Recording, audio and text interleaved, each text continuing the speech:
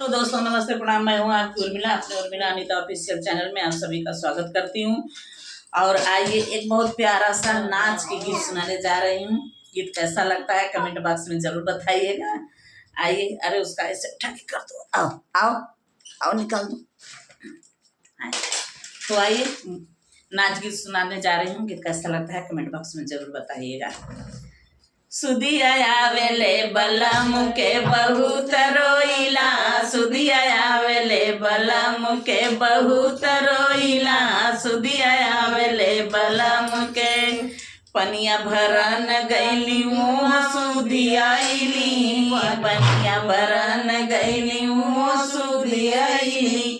अरे गड़िला पटकी के बहुत रोइला, सुदिया आवेले बलम बहुत रोइला, सुदिया आवेले बलम के बहुत रोइला, सुदिया आवेले बलम के।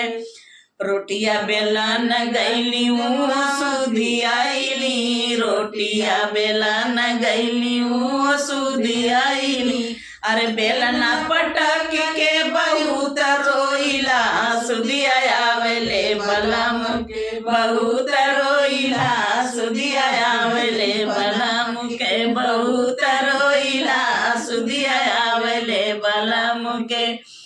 अरे सेजिया सोमान गईली सुधियाइली, सेजिया सोमान गईली सुधियाइली।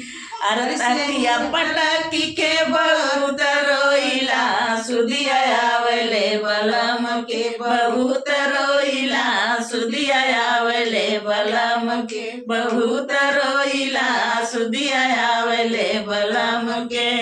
अरे खिड़की तकन गईली सुधियाइली, खिड़की तकन गईली सुधियाइली। अरे खिड़की पकड़ी के बहुत रोइला, सुदिया आवेले बलम के बहुत रोइला, सुदिया आवेले बलम के बहुत रोइला, सुदिया आवेले बलम के।